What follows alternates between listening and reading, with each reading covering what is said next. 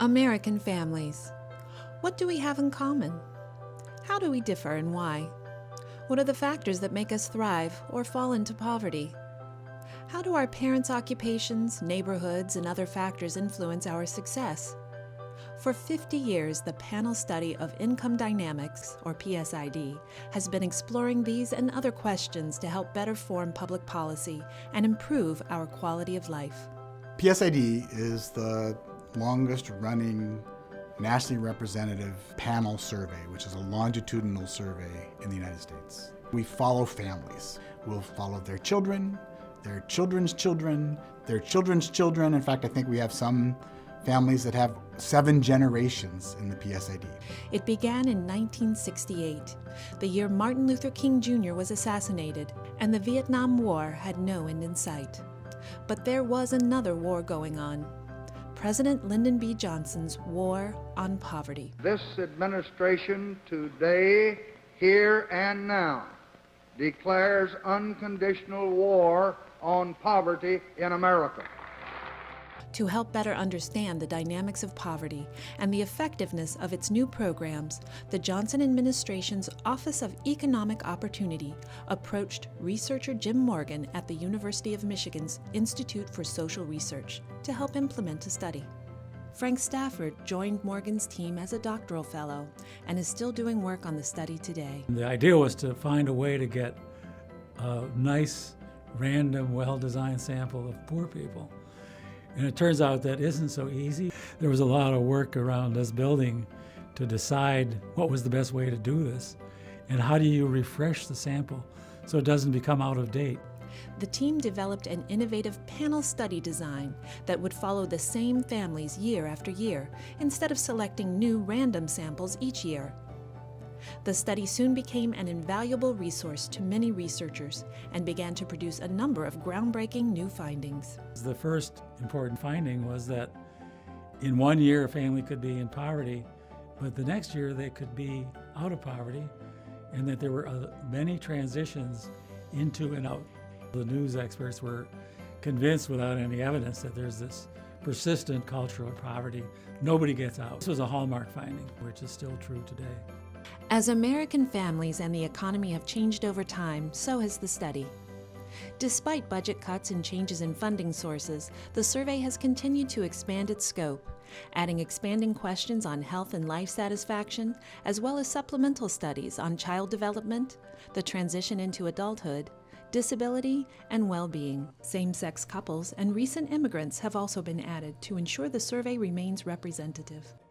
Most research studies, you have a project and then people work with it, and after time the use of the study for research purposes becomes less and less. What's unusual about the Panel Study of Income Dynamics is that through the years the use and range and extent and quality of publications has become greater and greater. Initially conducted in person, the PSID moved to telephone interviews in the 70s, and now online, email, and cell phone text components are gradually being added.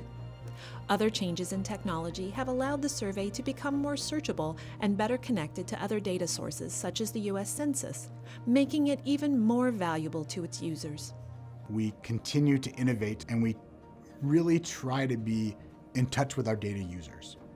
So we have almost 30,000 users, we have 5,000 publications, we have training, we have a board of overseers that helps us do that, and then we have really dedicated staff. Some have worked here over many decades. The interviewers build a rapport, I think, with our respondents.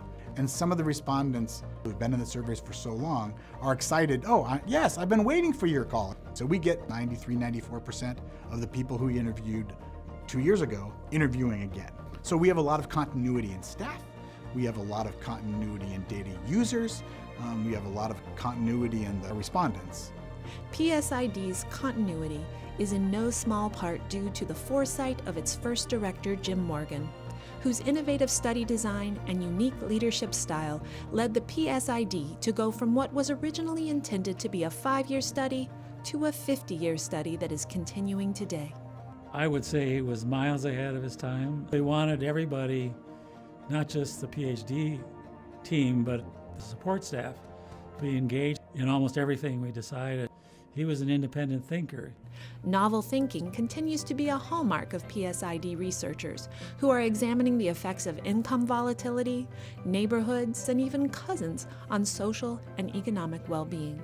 Some of the most notable PSID users are the Nobel Prize winners. So there's 11 of them. Jim Heckman and Angus Deaton both served on our PSID board. So we have a lot of key users.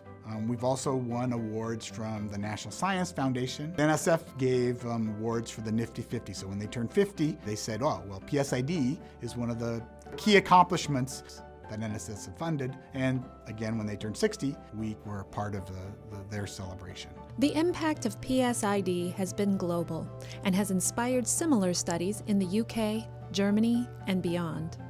Everybody says, oh, PSID, you have your 50th anniversary. What's the next 50 years look like? So that's a challenge, is where do we take PSID? PSID will be looking to increase online data collection, taking a closer look at immigrants and health, and examining the impact of retiring baby boomers and intergenerational relationships on families. How do those intergenerational impacts affect their income or their health or their general well-being? And I think that's what we'll look for in the future. PSID is America's family tree, because we can follow these families through and watch the tree grow and create new branches and new leaves and new families.